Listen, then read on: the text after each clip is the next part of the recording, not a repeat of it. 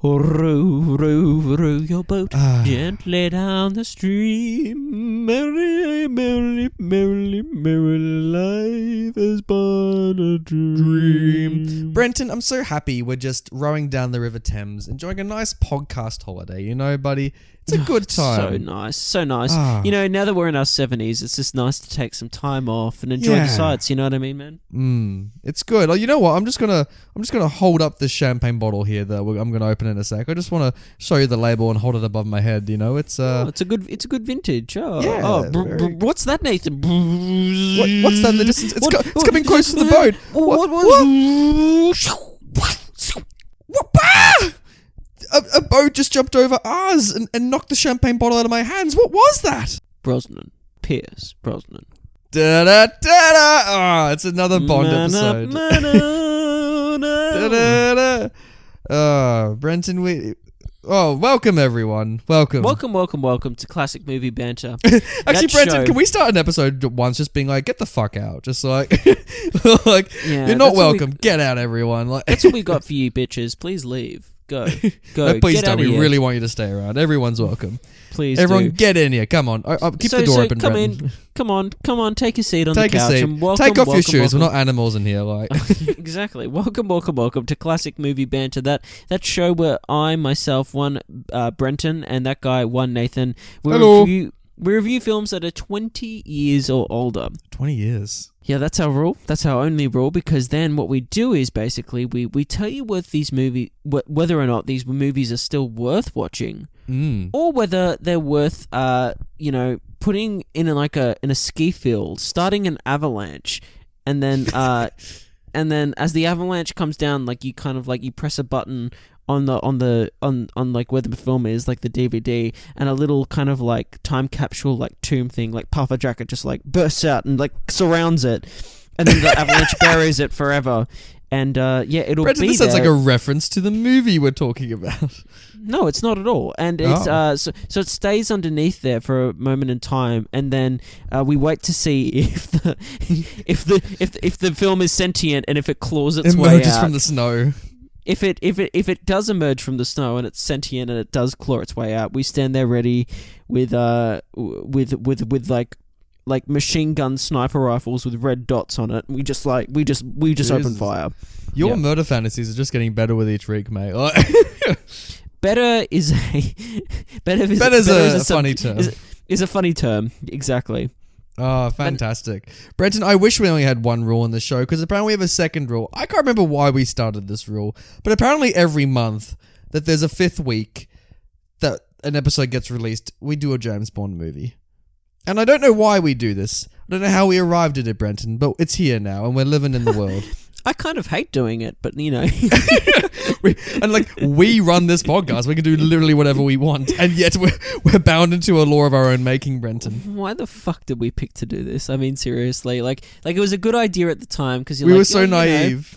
Yeah, I know, but that gives you some context into the films the Bond films we've reviewed in our past. I remember we liked one of them. I remember you and I did give one of them both a thumbs up. Yeah, what was that one again, Nathan? What was the name of it? Fuck exactly. If I know. Exactly. So, you know. If that doesn't say everything, then like... but Brenton, maybe today will buck the trend, who knows? Exactly, Nathan. In all that time, we have not reviewed, as of yet, a Pierce Brosnan Bond film. The Pierce Brosnan, jeez. SOS himself, Pierce Brosnan. Yeah. God. So Nathan, I have a question for you. Oh fuck! I'm pitching this week, aren't I? Fuck! Can you please? I don't envy you at all, because you hear that in the hallway as you're the producer waiting for the director to walk in. Like, fuck! I have to pitch this.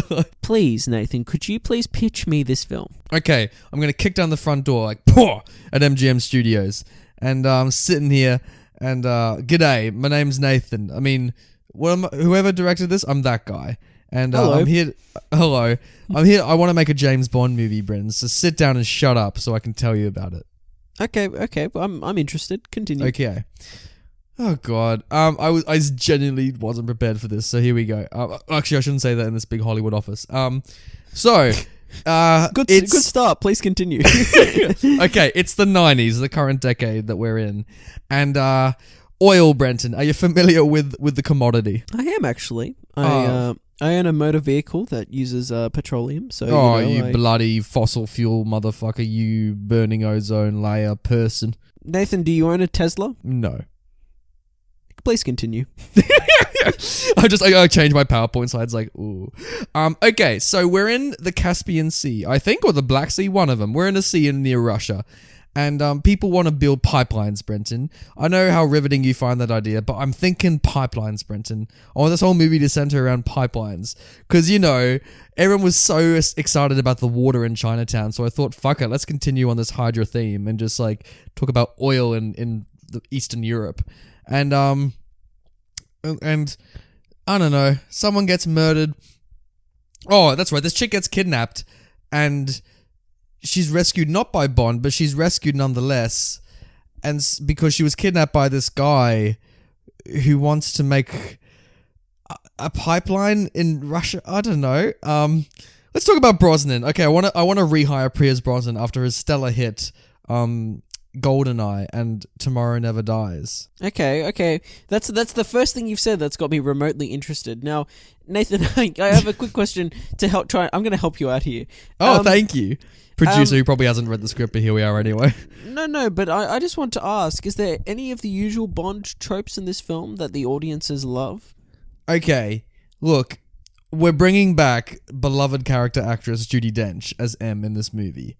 And sure. And this movie has James Bond trotting across the globe. We've got some beautiful Bond women. We've got some action scenes on the London Thames, as a podcast's opening gag 20 years in the future suggested. I don't know. What else happens in this? There's action. Yeah, it's a James Bond movie. What more do you want? Is there a chase scene? Oh, there's several, mate. There's several chase scenes. Okay, cool. Is there a villain? Is there a villain that is of another nationality other than British? Yes, which, after having bloody, the High Sparrow in the previous one and Sean Bean in the one before that, having a Russian guy really, spices things up. Okay, Nathan, so basically what you're saying is that this plot is totally nonsensical. No one will remember it walking out of this film, but it will still have all the tropes of a Bond film, which is why the audience is paying for their ticket. That makes it perfect for a Bond movie, Mr. Producer. Nathan, you're hired. Please make this film. Will do. Thank you. I made this movie. No, I didn't. Could you imagine the credits roll? It's like, by Nathan from Classic Movie Banter. Okay, Brenton, the world is not enough. Dude, where do we start with this? Where do we start with this? I'll start and I'll rip off the Band-Aid and I'll just say, Nathan, did you like The World Is Not Enough? You know what? When I sat down starting this movie, I was like, look at this. Pierce Brosnan, we're in the 90s. Judi Dench is back as M. I was like, finally, it feels fresh again. And then after maybe a good 20, 30 minutes of beautiful sunshine, the movie falls back into the same old shit. And by the end, I'm just like, I'm so fucking done. I'm so done, Brenton. Are we done? So, is this the nail on the coffin? I don't know. So full context for our listeners, as these Bond episodes have gone on, Nathan and I have been dragged down into the depths of hell, and we've been started to go insane. Like after the last one we reviewed, which I can't remember, License to Kill was the last one. It doesn't feel that long ago we did License to Kill. I think it was only 10 episodes ago. It wasn't. It feels like it was yesterday. Jesus Christ. But we have. I'm honestly, Nathan, you've seen more Bond films than me, and I'm just searching for something in this franchise that's gonna get me in. That's gonna To be fair with you, we haven't done an iconic Bond movie yet. Of the 5, I want to say that we've done, or 6, whatever it was. We haven't done one of the major ones yet. So sure, being fair, but we've still watched a fair few. We've still watched what? You've nearly seen half of them by now because you've seen. Exactly. Oh, actually, no, you probably haven't. Because you haven't seen all the Craig ones yet. So you've only probably seen 7 or 8 of them now. I've seen a couple of the Craig ones, which I did like, I will say, but that is not a discussion for this podcast. No. So, as I said, I've been trying to find a reason to get into this, and coming into this film, you got me hyped up. You yourself got me hyped up because said, just wait, we're going to be doing a Pierce Brosnan one, and, we're going to be into the 90s or whatever, and, we'll be in another era, so hopefully that gives This is 1999. This is exactly 20 years old. Totally. Totally, man. It's as fresh as as our movies could be on this podcast. So Nathan, what happened was for me when I came into this film was that I started watching it and I was surprised. I was shocked. I thought, wow, I'm actually kind of getting into this. I'm actually kind of enjoying myself. I'm having a good old time. I'm having a grand old time. And this is what I want out of these movies. This is what I want. As the film continued, it just turned into this muddled mess where it forgot what the audience was there for in the first place. And that was, we're there to watch a James Bond. I want to see like a spy film, like a operative agent who is whether undercover, I don't know what he's doing, just doing something fucking cool. And to enjoy that, then, there's the whole side with the beautiful women and stuff, which isn't as really important, I don't think, but sure, if that floats your boat. Some cool gadgets, maybe, that, don't necessarily have to blow your mind, but are still there. And, some fun action scenes. That's what I want. And some witty need from a Bond movie. Banter and dialogue.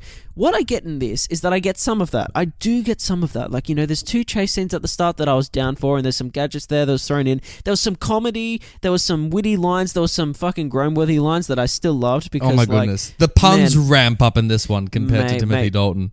Mate, I loved it. I was into it. And I'm not saying that I don't like a dark Bond film either. Casino Royale, my favorite Bond film of the ones I've seen.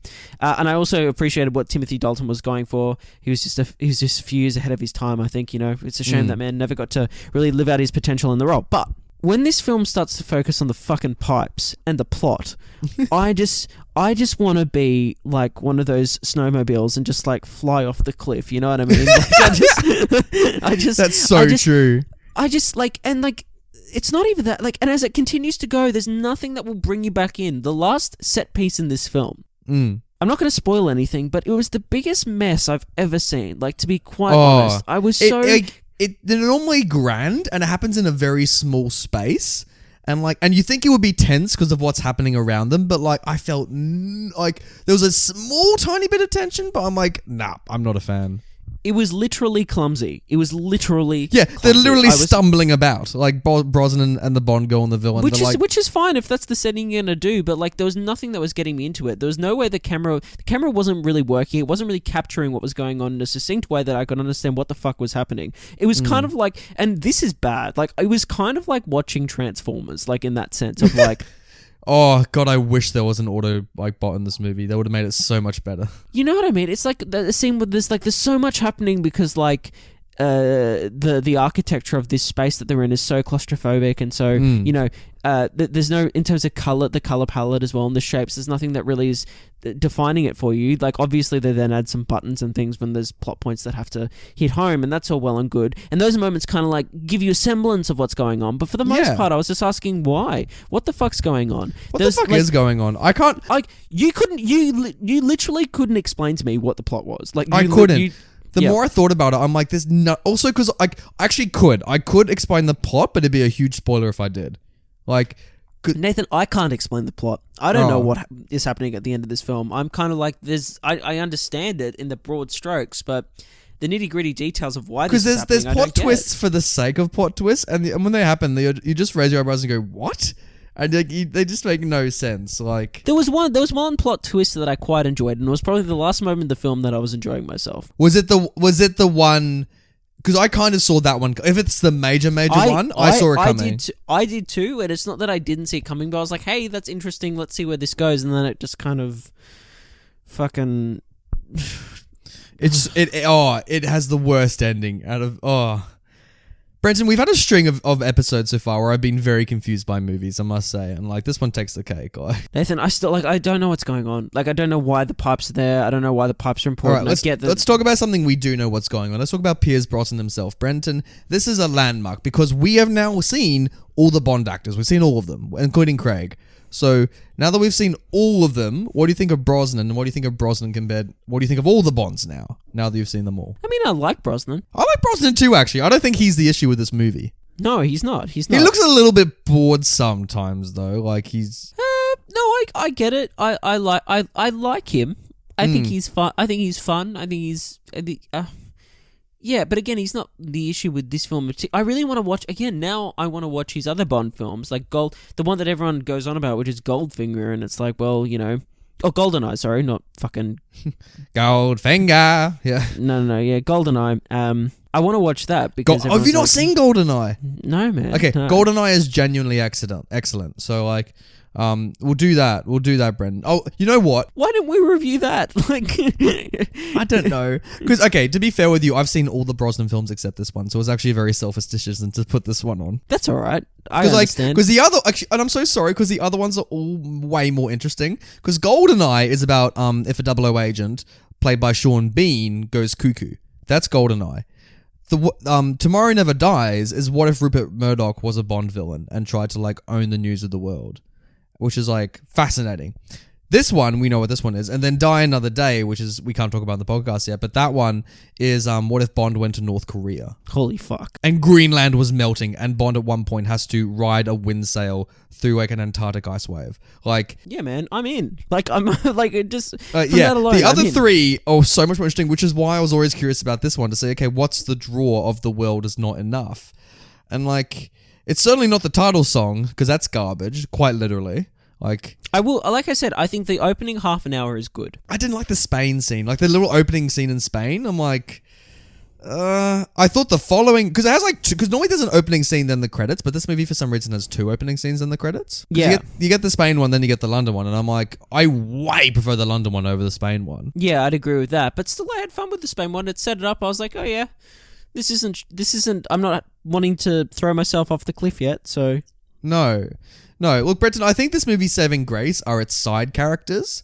Because obviously we have Judi Dench. Isn't it great seeing Judi Dench again? Oh, she's amazing. Like, that's the thing. Like, one of my first notes I wrote down was, oh, what a breath of fresh air to have Judi Dench and having an actor of that caliber working in and she just steals every scene she's in. She's every scene. You can see why they didn't recast her when they rebooted the Bond back in 06. They're like, we got to keep her. Exactly. Just fantastic.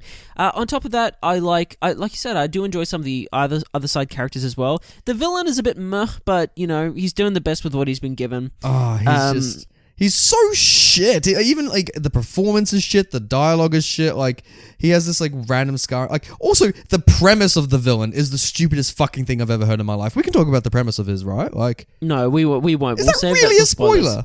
Yeah, I think so. So. Like, it's better to go in blank. But let's just say. Oh wait, does that mean okay? Because can I say who else is in this movie, or like? I don't know what you're referring to. Okay, a larger character is in this movie, like quite literally, physically larger. Oh yeah, of course. Okay, Hagrid himself is in this movie, and it is. I didn't know that, and it's very exciting. Robbie Coltrane, you beautiful person. Oh my god, Hagrid's in it! I was like, ah! I've never seen him act besides Hagrid, so I'm like, this Neither is have I. great. But I always hear like Robbie Coltrane. It's like, oh yeah, this actor Robbie Coltrane. That like he's everyone beloved in Britain. He's like beloved in the UK, and you're like, cool. I know him as Hagrid, and that's great. Like, and like, you know what? He plays the exact opposite of Hagrid, like the perfect opposite. And it's like, and he plays this like great. weird like Russian like mobster or whatever it is, and he's great, and he's comical, he's the relief, and I love him. Who incidentally enough runs a casino business and also like a caviar factory. It's so stupid, but I love it. Because they come up with all these contrived reasons for him to be re-dragged back into the plot, because you think he's gone, but then there's some weird reason he's back, and you're like, I'm all for this. Like, it's great. What about the other Q? Can we talk about him? We can talk about. Yeah, let's talk about Q. We'll talk about old man Q. That's like, you know, is about to retire, it seems, and so he has his little sidekick, played by none other than our good old friend John Cleese. Oh my god, buddy, that was a shock and a half. That I was not expecting. I forgot he was in these movies. I knew he was, but I've just forgot it. And when he rocks up, like, because like Q's like, oh, pardon me? Is this the only film he's in? No, he's in Die Another Day as well, the sequel to this movie. And does he play Q in Die Another Day? He plays Q, so Q's now retired in the next one, and it's just John Cleese. That's bloody great. And it's so wonderful. Great. I'm so sorry, Brendan. We've always done the shit ones in each of the Bonds, so like, we've gotten the trough out of the way, so like, we've only got sunshine ahead. Well, yeah, John Cleese is in this film, and he provides some comic, like, he's kind of out of place at the same time too, because he's like this he's John Cleese in the film. Yeah, he's like, literally just playing John Cleese. So, and it's like, well, that's great, but it's like it doesn't really fit this film in a lot of ways, but I appreciate it because it's still entertaining.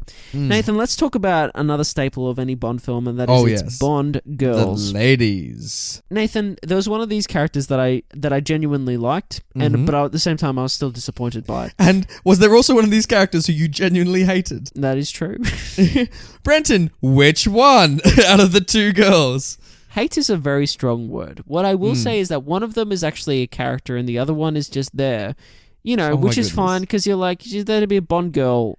That's the point, obviously. But at the same time, when she's dragged along on every part of the adventure, including the climax of this film, and she literally like offers like nothing, it's like, get her off the screen. Like, it's just so like because the good Bond girl is played by this French actress who like is the one who was like ended up kidnapped at the start of the film, but she's okay. She's like this billionaire woman who wants to like start up this pipeline in like Azerbaijan or whatever, and like she's great. I loved her. But like, yeah, there's a point when Bond has to go to Azerbaijan and he meets a nuclear physicist working for some reason at this pipeline. Don't ask why. A nuclear physicist. Yeah, a nuclear physicist with the biggest fucking air quotes. Like, like those foam fingers that you can get at like baseball games. Like, imagine like finger quotes from those fuckers. Like when we say nuclear physicist, we'd like mechanize them to move and go. Like, you know what I mean? That's exactly it. Like this woman is one of the hottest girls I think I've ever laid my eyes on. It's Denise Richards. And like, she is so beautiful, but you would never believe for a millisecond that she is a nuclear physicist. Well, and it's not so much. Also, isn't she Russian as well? Like, she can speak Russian. I don't know. She's clearly she's got an American accent. Like, but it's like she rocks up, and you're like, okay, cool. Let's hope this goes somewhere good.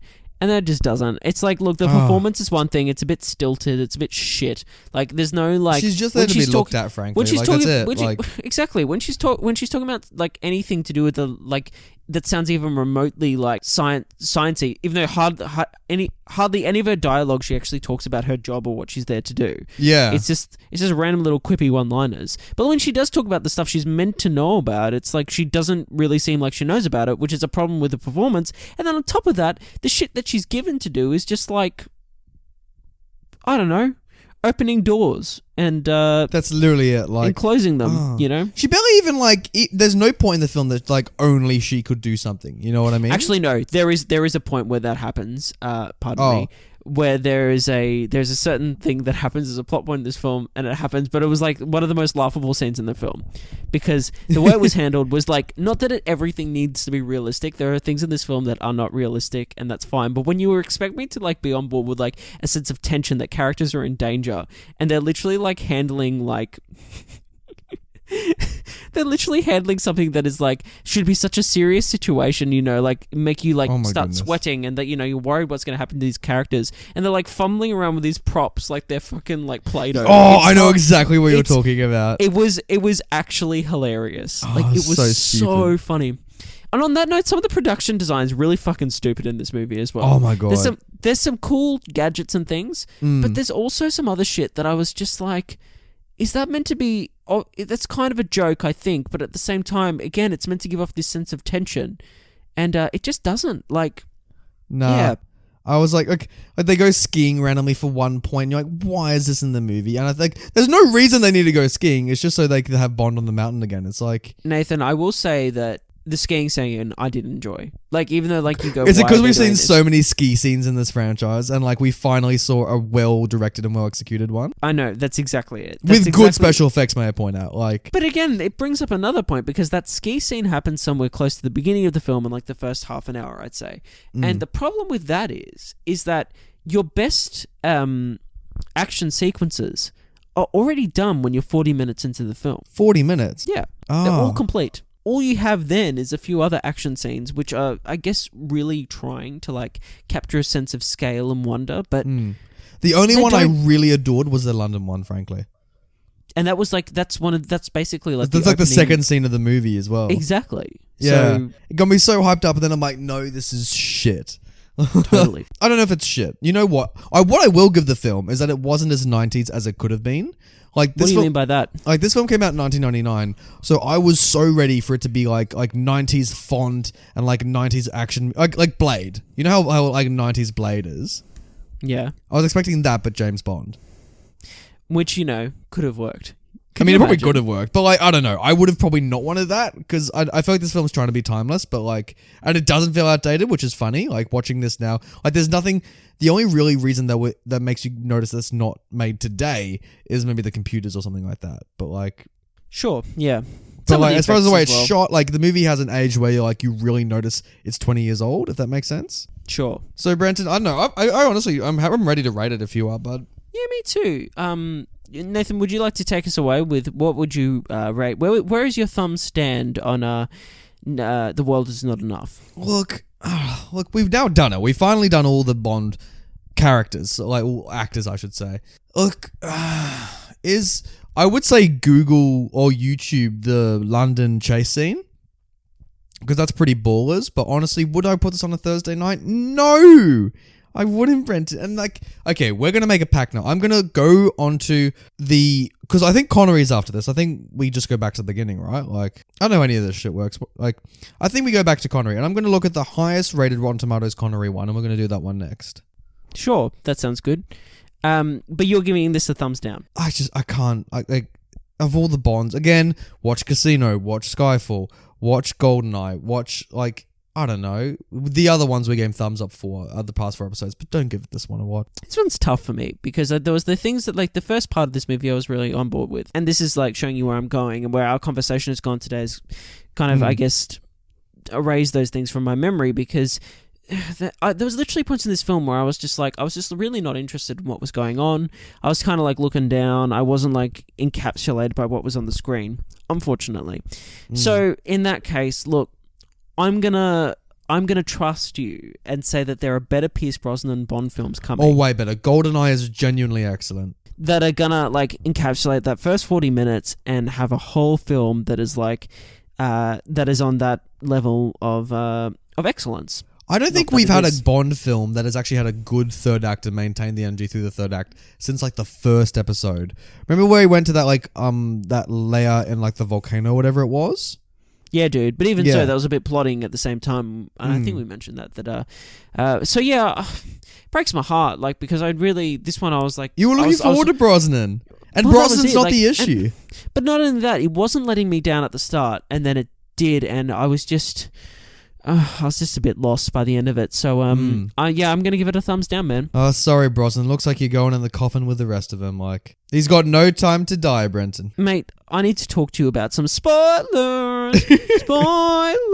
Spoiling this movie, Pierce Brosnan, yeah. I genuinely thought you want to just have a chat just then. I'm like, oh yeah, I can, we can have a little chat if you want, Brennan. I thought we were already doing that, but sure. Do you want to talk about the boat scene? Because how fucking incredible was it? Dude, the boat scene's crazy. As soon as he gets in his little sci-fi gadgety boat and it takes off and it blasts out of the wall. Right out of the headquarters. Yeah, man, and goes straight in the water. I was on board and the music kicks in at that point and it was just oh boy, you're so good and I love it because he's chasing that random Italian woman around the Thames and they're all firing at each other and you're this is exciting, but for some reason his GPS gives him the most convoluted route through London it could, and I'm just wondering why it decided to do that, where he's smashing through buildings and skirting on the road with the police after him. That was the part when it's there's I think it's a cafe that there's a bunch of people sitting in, and then this boat just bursts through and smashes through the it is the sheer intervention of God that he didn't murder anyone doing that. Exactly, and Pierce Brosnan is just looking he's such a straight face during the whole thing as well. I know, it's wonderful as he's just smashing through he's basically Superman in Man of Steel when Superman is smashing through buildings making a man-sized hole through these skyscrapers. Does Zack Snyder direct this scene? He's just in this tiny boat like a bullet just smashing through London. But this scene has everything, that scene, because it starts off with that shocking moment of that the bomb goes off, no one saves these people, the assassination happens inside the MI6 headquarters, and then the boat bursts from there. We're in a chase scene then, and then it escalates to the point that then we end up in a hot air balloon at the end of it. Oh my goodness, that's very Bond, isn't it? That there's a hot air balloon there. Very bloody great. And then it ends with a suicide where this girl like blows up, doesn't want to risk facing the villain, being reprimanded by the villain. So she Bond for some blows- reason survives the fall onto the roof, Well, all he does is dislocate his shoulder, apparently, which is immediately fixed as well. Like, well, it's not, because we keep hearing about it through the whole movie. It's like, oh, my shoulder, and then he convinces the doctor to pass his Jesus, that his doctor health who test. he's apparently fucking as well, because of course he is. Like, and Moneypenny's like really bitter about it the whole film as well. I know, right? Oh man, it's like, don't fuck your doctor, Bond. Like, come on, like. But yeah, it's like, yeah, you passed your medical. And there was some puns and there was some sass thrown in there as well. Oh, some good puns. I did get around the puns. Mate, the puns were bloody great. I genuinely love them. I think I haven't loved puns like this since like Connery did Bond. The last line of the film, my friend, is like literally made me like roll over and just like groan. And then I thought Christmas only comes once a year. Good Lord. Good Lord. And like it made me, it induced this groan from me, and then I had this half smile of just shaking my head. I wish we were in cinemas in 1999 just to see the crowd react to that at the time. Me too. You know what's funny as well? I think this movie came out around Christmas as well. So like, it's just, it's horrible. It's so bad.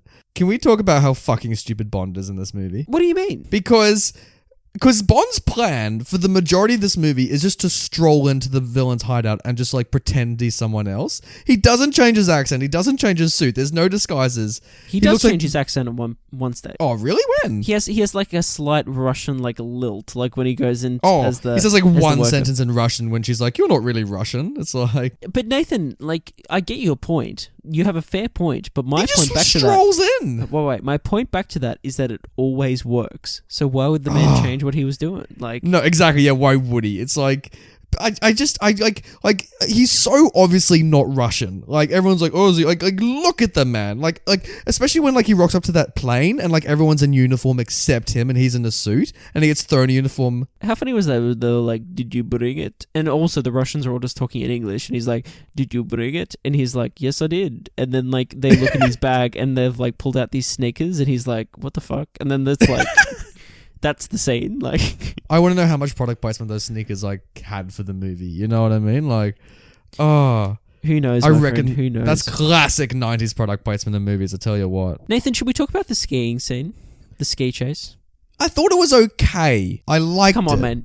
Come on, man. It starts off their skiing. It's like this weird, like, love kind of skiing scene that's like is going on too long. And then suddenly, like, these parachutes appear and you're like, oh yeah, there's like paratroopers like coming down to take them out.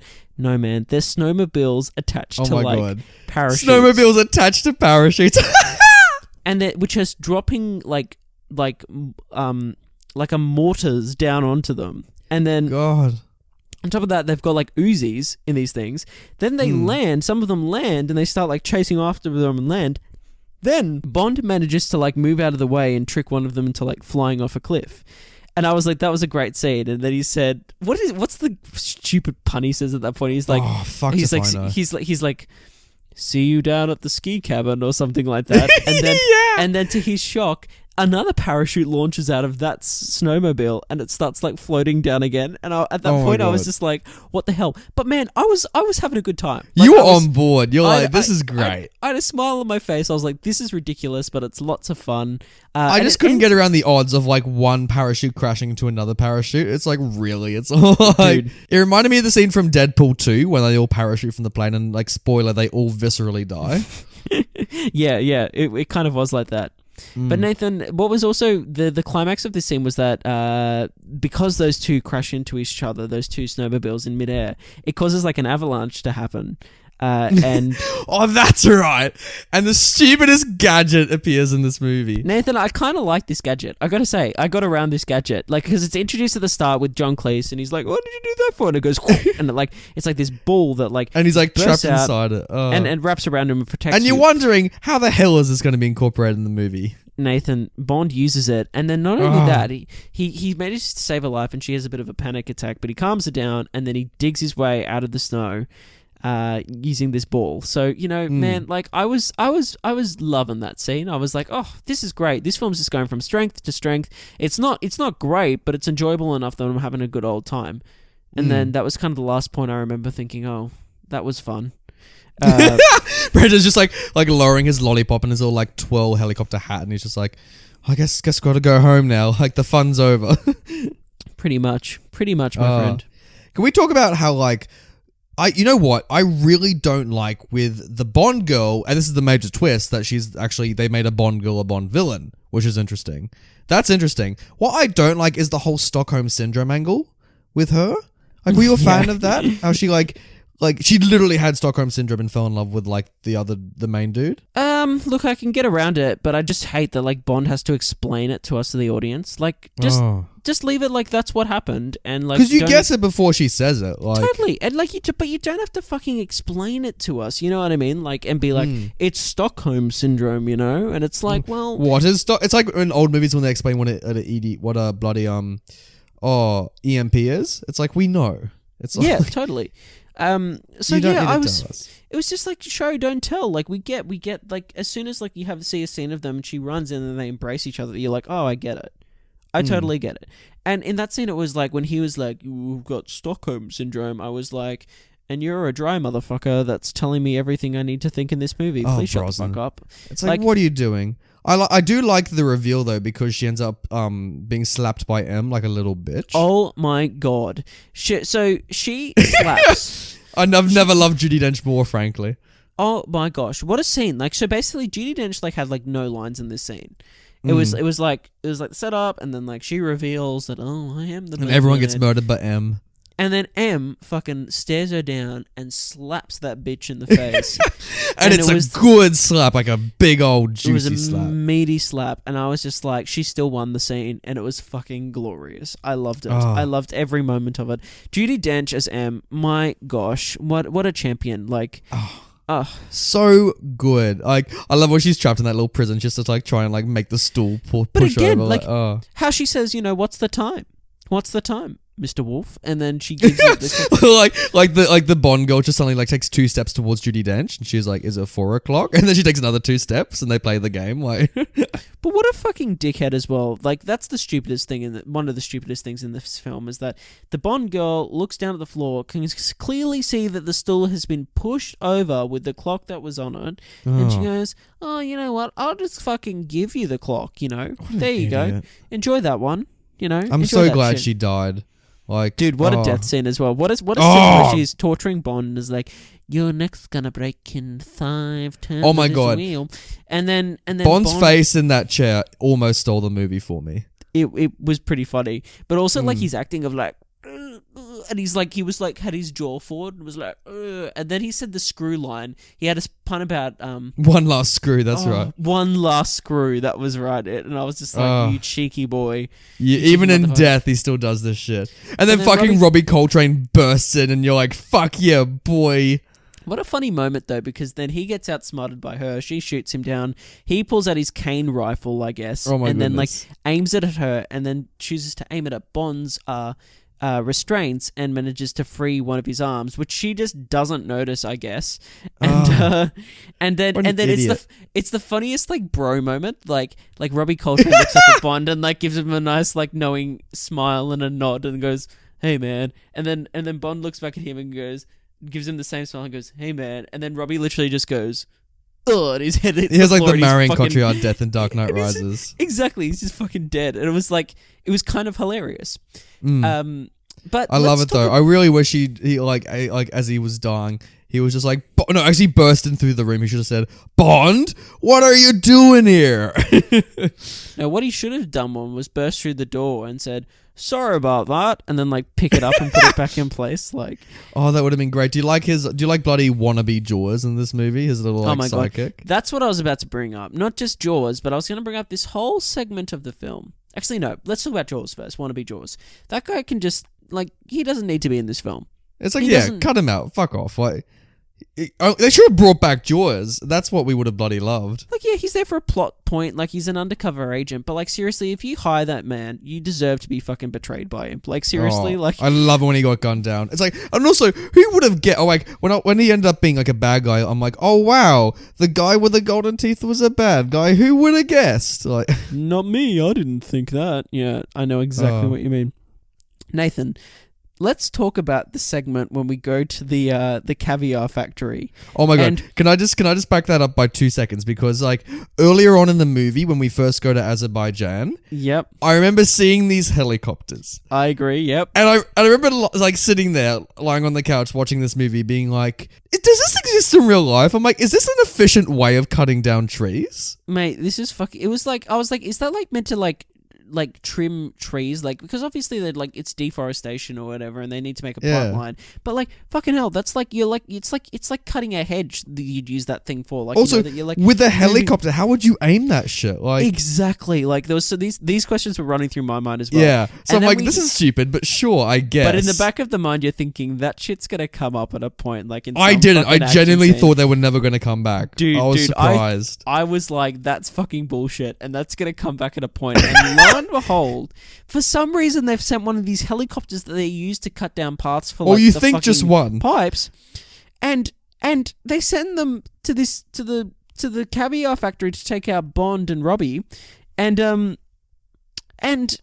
it's the most ridiculous thing I've ever seen in my life. Like, It's pretty great though. It's a pretty good sequence. It goes through the factory, like they go through the building, they start just going all over the jetties and just like destroying everything. They cut Bond's car perfectly in half. Which is ludicrous because there's no way that second helicopter could have snuck up on him. Like, these things are fucking loud. Like, But dude, as soon as like those helicopters were introduced at the start, like all sense of reality goes out of your fucking head in this film. You know, so like you easily. can excuse it. But then the way that it happens as well is that there's a shot where Bond is literally being chased by one of them, like down, like, oh, it's so good. it's so great. And then but yeah, it was like this thread of these things, which was just like, and they were the most stupid things I've ever seen in my life. And it was kind of enjoyable, but it also kind of brought down those scenes because you were just kind of, because they just kept doing the same thing over and over. It's like, oh look, it's destroying shit. Oh look, it's destroying shit. Oh look, it's destroying more shit. Oh, I'm getting bored. You know what I mean? I do understand what you mean. Like, I like, and also because like the Bond girl and Robbie Coltrane do nothing like during all of it. They're just like, oh yeah, I love at the end where like Robbie Coltrane like falls into like the little oil pit or whatever it is, and like Pierce Brosnan and the chick are just standing there watching him like spit all this like caviar out of his like face, and then he's like, then all like the walls like fall down. He's like, oh, this will be hard to tell the insurance company. Oh dude, he was, the line of like, your insurance company's never gonna believe this, and it's like, yeah, dude, I would. And it's like shitty little Russian accent, like I love it, mate. I would have never believed those helicopters existed until before this film. Like, you know what I mean? Like, do they actually? There's no way they actually exist. No, they don't. They don't. But you know what I mean? If someone calls you and you're like, you know, you're an insurance, you're an insurance person, like, oh, you say, look, something's happened. We've had a huge accident happen. You know those helicopters with like the big buzzsaws attached to the bottom of them? Yeah, well, one of those came through and fucking destroyed my factory and cut it in half. You'd be like, good day, sir, and hang up your phone. You know what I mean? You wouldn't take, like, how did the helicopters land? Like, if they got these big buzzsaws below them, like, physically, how do they, like, get out of the helicopter? Maybe it's like landing gear and they just fold back up. They actually, like, fold into, like, the blades soften and they turn into wheels, and then, like, the helicopter's just carted down the runway. Like, yeah. It's so stupid. It's almost as stupid as Bond's X-ray glasses. I forgot about that. I totally forgot about that. Which are used for one scene and never brought up again, just so they can have a funny little gag about people's guns and their underwear. Speaking of X-ray, though, should we talk about the last scene of this film? How, like, yeah, literally... let's talk about this. Let's talk about this. Oh, before we get to the final scene, because there is one little thing I want to preface it with, is just her plan. Her plan is the stupidest Bond villain plan I think I've ever heard in all these movies. Because what she wants to do, she wants to like bomb the city of Istanbul to like ruin the water, so the pipeline has to be rerouted or something like that. I've no dude. Dude, I have literally no idea what the point was. I don't know what the plan was. I don't know what was going on. It's so contrived. I was just kind of like, cool, here we go. My point was with the X-ray, though, is that I didn't even want to talk about the last submarine scene yet. Let's just go past that for a second and talk about literally the last scene. How John Cleese pulls out, like, the infrared, like, signature of what's going on. Like, and they're like, where is he? Where's it going? They're like, well, heat activity is orange. And they find him and he's, like, lying face down in bed. And, like the whole MI6 staff, like there's, like, 20 of them watching this. Like... Yeah, but it's also, like, the most random shot, like, of, like... Who's getting that shot? Like, yeah, is there, like... Where's it's a weird angle to be looking at the body as well. Like anyway, and they're like, oh, it's getting redder, and then like the body shifts, and you see like the woman's legs come out from underneath it, and everyone's like, oh, that's what's happening, and Em's like, Bond, and then John Keith's like, I better turn that shit off, and then it's like, oh, Christmas comes twice a year, ha ha ha, and then the film ends. Oh, it's so stupid. I kind of wish in that infrared scene we just like suddenly saw like an infrared of like Bond's dick, and it's like 20 inches long, like just to prove a point. Like, like he rolls over and just the swing is like fucking a baseball bat or something. Like, and they're just like, what? Like, like, oh, James. Like, oh, it reminded me so much of the end of that second Bond movie we reviewed, where like he's with that Russian girl on the pod.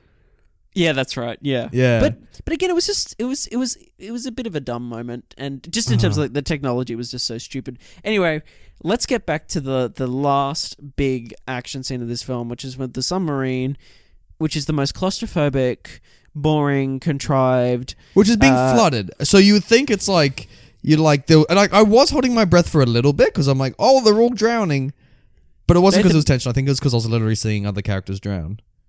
I was yawning during that scene. I was like so bored. I was just like, there was nothing happening that was interesting. I couldn't tell really what was happening. And you knew he was going to save the day like he always does. Like, that's fine, man. But like, don't have me sitting there like being like, oh, well, I hope he doesn't put the gold rod in the hole. That would suck. Like, a little bit sexual, isn't it? Like, you're like, oh, come on. But even that, so like, I can't even get, like, that's probably the most enjoyable section, is because finally, like, you're in a space, the camera's steady, you can see what the fuck's happening. What's bad about the other parts is that, like, all this shit's happening that I don't even know what the shit that's happening is happening. I don't know what's going on. Because you have her that's kind of like doing a thing at the bottom, then he's swimming up somewhere else, and then your camera's in somewhere else where the henchmen are doing something else, and Brenton, you're really being descriptive here. You're really painting a portrait. But I can't tell you what the fuck was happening. Like, I was just like... Have you seen Aquaman? No. Okay, the opening scene to Aquaman is this, but a billion times better. Literally, Aquaman opens with, like, Jason Momoa, like invading a submarine and just beating the fuck out of all these bad guys in a submarine.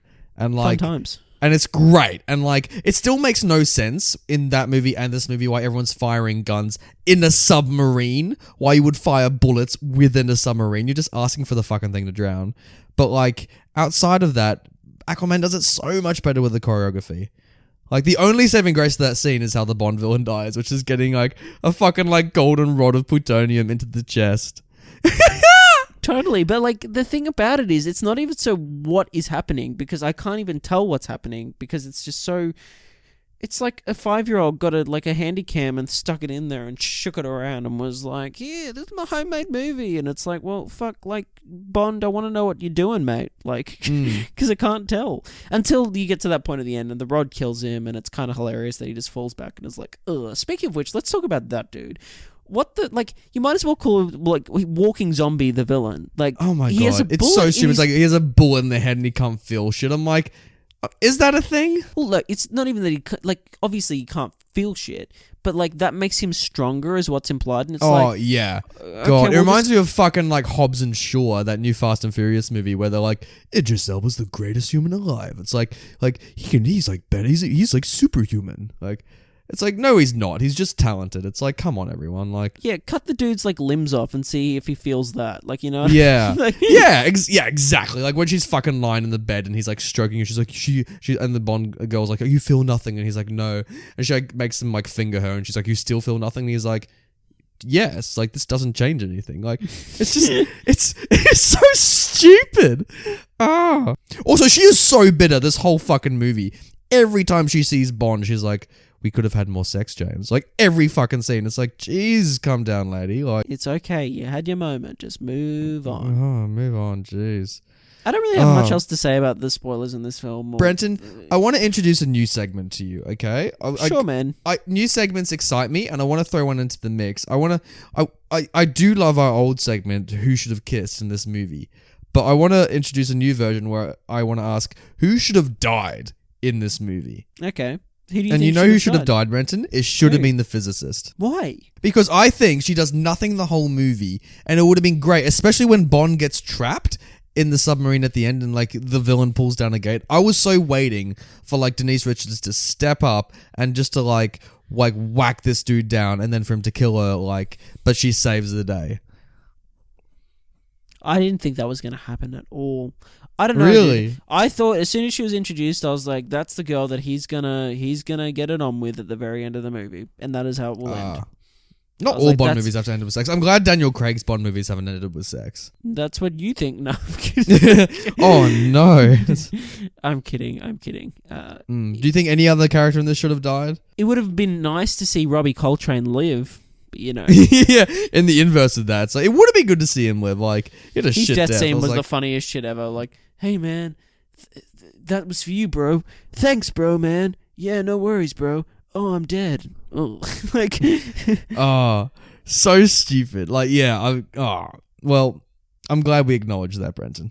I had to bring it in. It's a interesting point. But Nathan, I have another question for you because What's that? I want to ask you what stills this movie. Brenton, what does steal this movie? Okay, we've omitted, as we do with most of our episodes now, we've omitted something from the spoiler section because there's something that definitely stole this movie. This is where Brenton or I screenshot a moment in the movie, and because the single frame is just a work of art, or it's so fucking funny.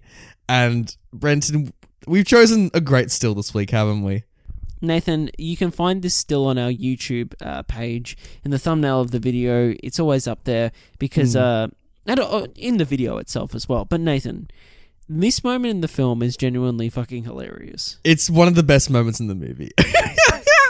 So what happens is that Pierce Brosnan, otherwise known as James Bond, finds the imposter, so to speak, in the Bond villain's bodyguards when he thinks she's a good guy. And he follows him. He follows him to his car and finds a dead body in the boot. And he goes, "Oh my god!"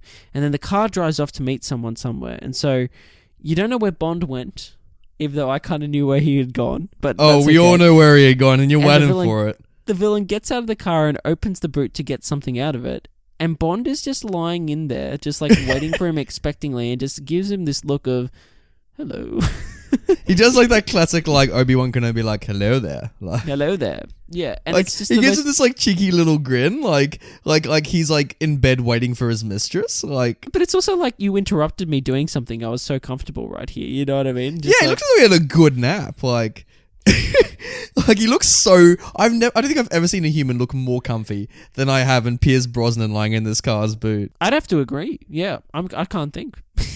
It's pretty great. And I just saw this. I'm like, he looks like almost upset that he has to leave the boot to beat up this guy.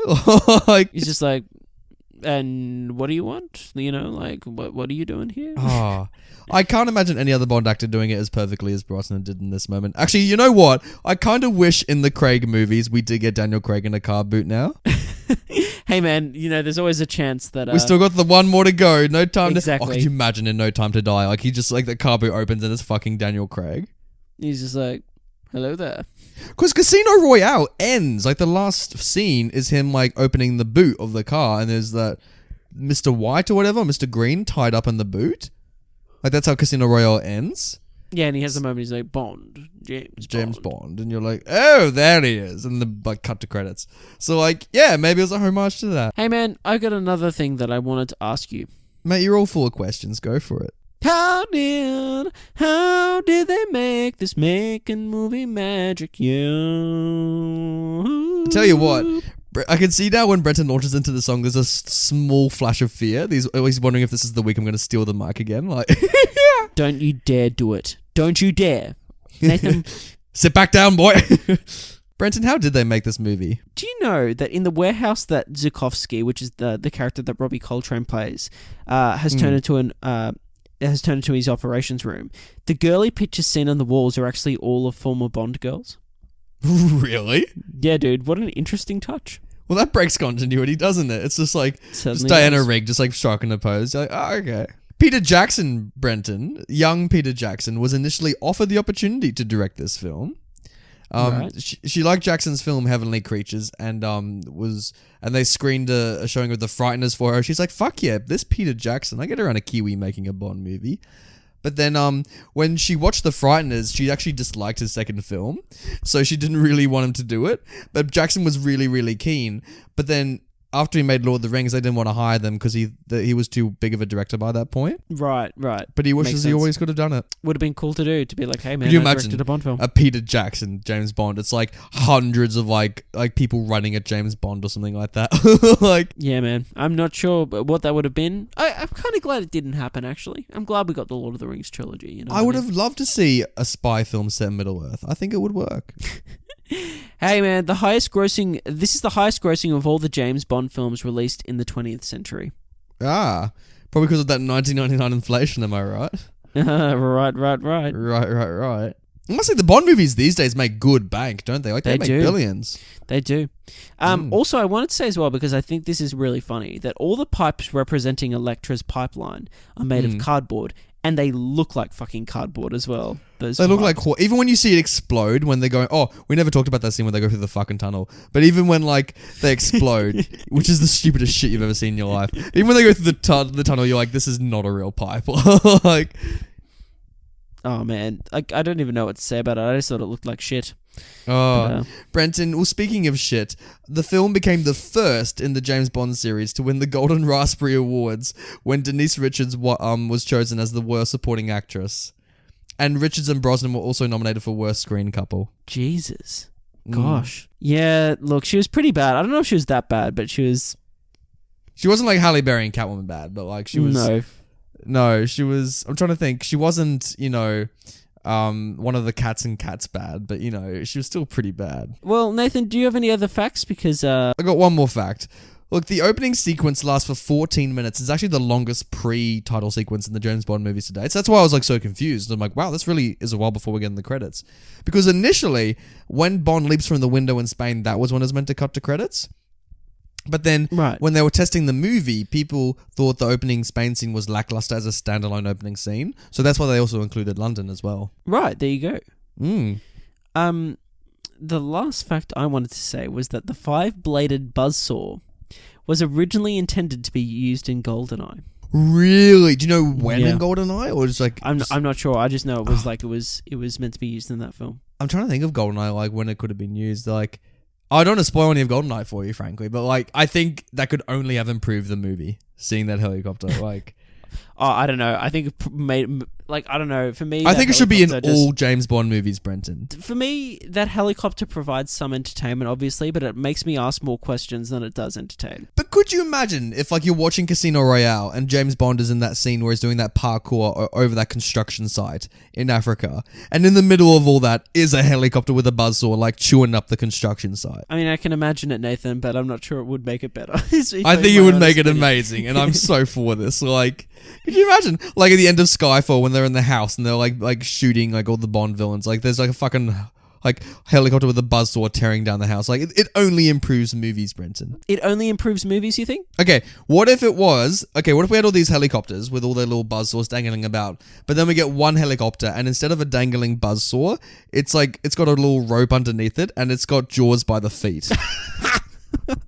And he's just like gnashing his teeth, like, and they're swinging him about like a fucking like pinata. Nathan, you need to write a screenplay for a fucking film, like based around and Jaws is the main character, please. Like, oh my please, God. Nathan.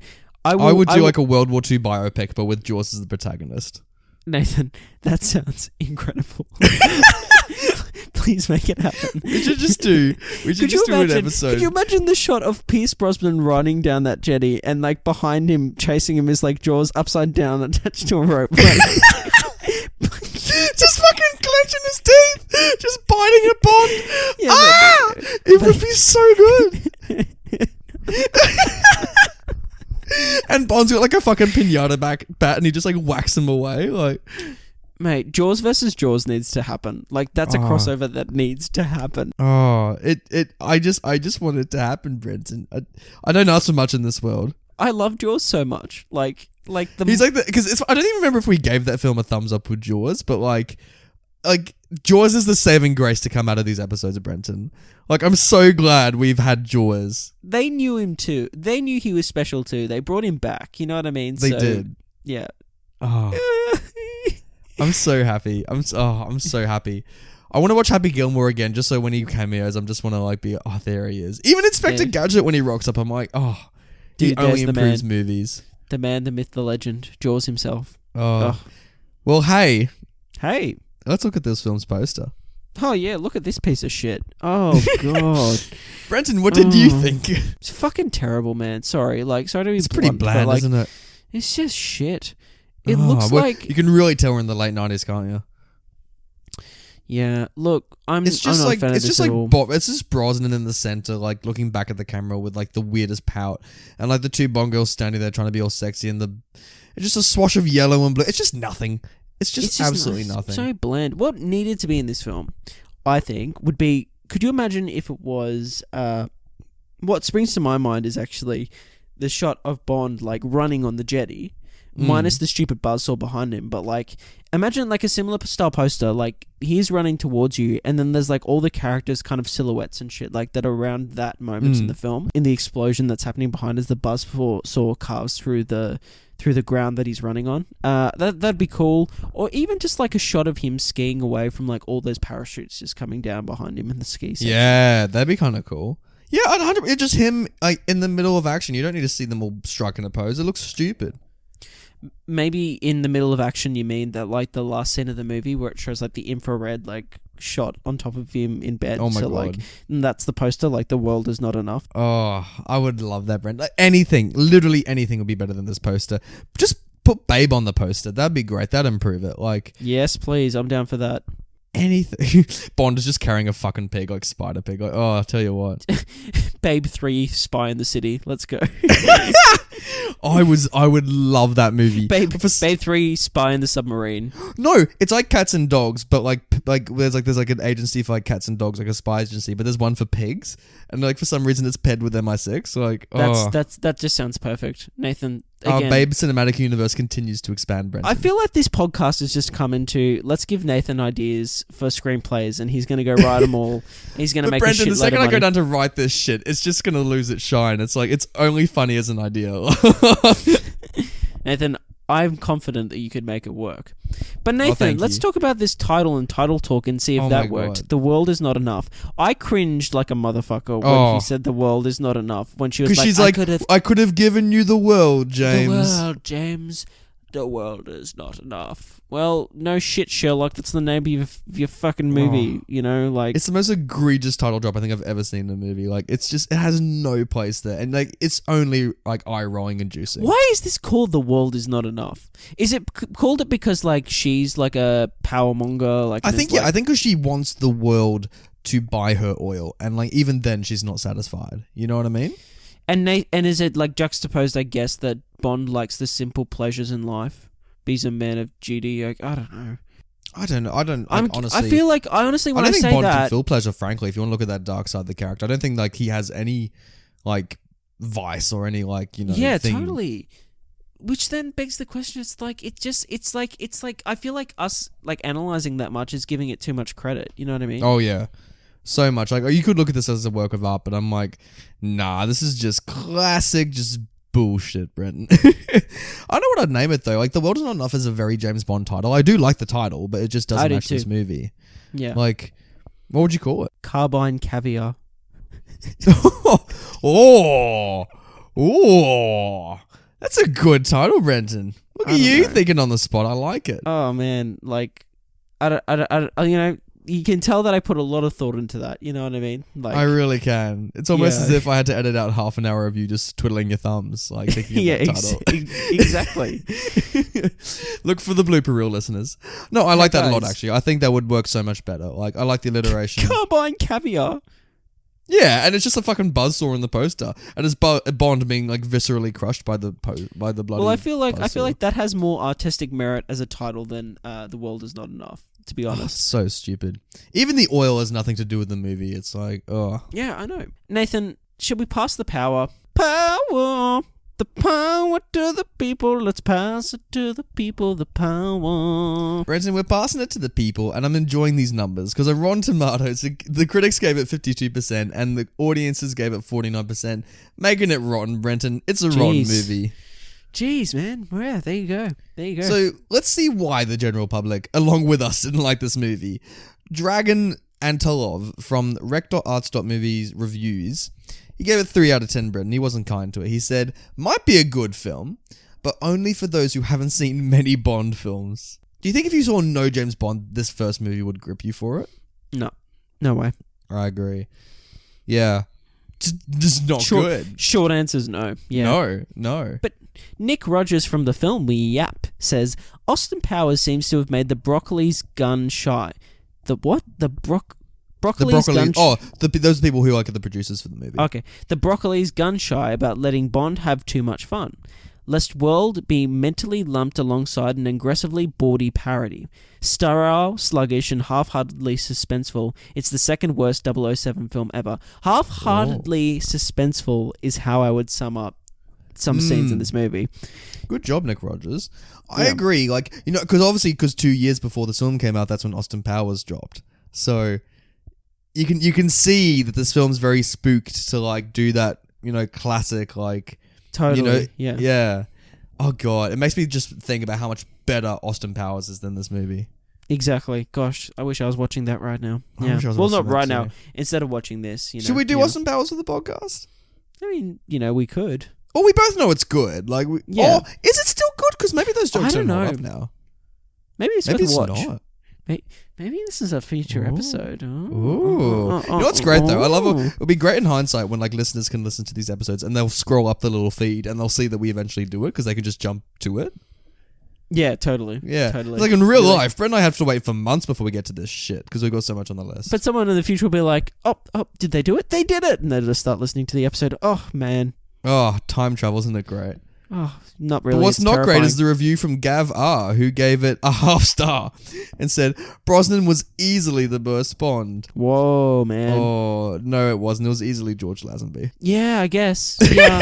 Brenton is a little shrug and he's like, oh, yeah. I really had to think and remember who that was. So, yeah, that alone. The one who probably broke character and made an Australian accent in the movie. Yeah. Yeah, you're probably right, Nathan. He's not good. He's just no Gavar, good. You're wrong. Emil W says, 1 star, the world is enough. It's very true. That is a stupid phrase. I'd be happy with the world. You can't be upset with that. Yeah, what are you wanting more than the world? You know what I mean? Maybe are they insinuating that we want, more than Earth? That we want to go to Mars? That we want to? Do you want the moon? Is this Despicable Me 1? Is this It's a Wonderful Life? You know what I'm saying? I think it is. I think it is, Brenton. Easily. I think it's also a review from Jason, who wrote on YouTube. So this is what Hagrid does in his free time. Do you wish in any way, shape, or form? Can you imagine at the end? He's been shot twice. He falls to the ground. And instead of pointing his staff gun, oh my at her, god, it's the umbrella. Points this pink umbrella. Oh my god, I would have lost my shit. And for some reason he lifts up his face and the beard's on him, and he's just been the bullets have transformed him into full Hagrid. And then he he reaches into his coat and pulls out something, and he opens his hand and Norbert flies out and starts attacking it. He casts a spell on the Bond chick. She has something that has a pig's piggy tail, and Bond's like, well, I can't fuck her now. It's Jesus oh my god, Christ. he bloody bursts in through the front door and he has a happy birthday cake for Bond.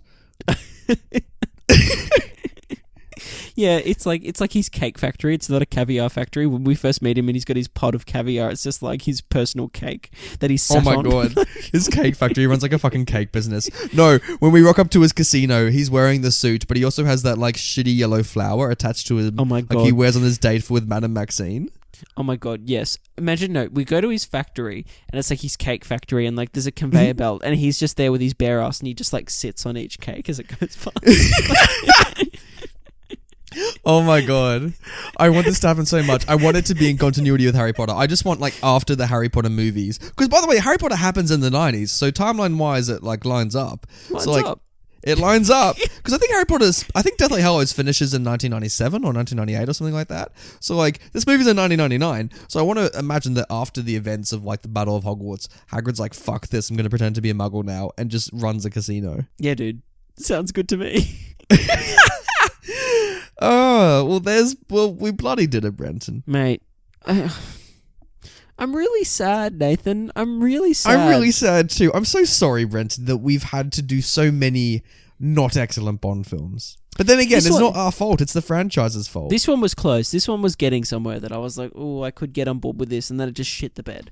And that's okay, because hopefully the next time we watch a Bond film, it will shit the bed, and then it will, like, its mum will come in and, like, go, oh, the sheets are shitty now, and then we'll take the sheets, throw them out, and then just, like, lay the groundwork again and, like, you know, put a new set of sheets on, get the doona, set the bed. Our child will eventually grow up and blossom into a beautiful franchise, Brenton. Exactly, and then we'll just get into that bed, we'll curl up, and we'll go to sleep and have a good night's sleep. We'll grab our little Willem Dafoe plushie, and we'll just go to sleep. Oh, I can't wait. I love that plushie. Gosh. Could you imagine if a Spider-Man, they for some reason made like a Willem Dafoe plushie, like a little teddy bear? Oh my God, I would love it. I'm going to eBay that after this podcast right now. And if it exists, I will buy it. Oh my God, that would make my life if this product exists. These people that listen to this show must think that I have the weirdest fucking room ever, because at the moment all they know is that I have all these random posters that I've reviewed on this podcast that are plastered on my walls, and then I have like this jacket that is based on the Rocky IV jacket, that is like just hanging like, you know, in my cupboard. And then they look at my bed, and on top of it is sitting this plushie of Willem Dafoe as the Green Goblin. Goodness. Like, I love it so much. It just brings so much joy to me. I hope this product exists. If not, I want it to exist, Brenton. We can make it. We can start a business. Oh. Listeners, would you... This is a genuine question. Can you please tweet at us on our Twitter, comment on our YouTube, or email us as well, and just let us know.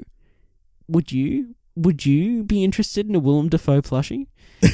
Please let us know, because that was The World Is Not Enough, and I want to have these responses in by next week, because we might just The world is not enough, but a Willem Dafoe plushie certainly is enough. Like exactly, we might just quit the podcast and start this business if enough people are interested. I feel like half this podcast is us coming up with better ideas. Like,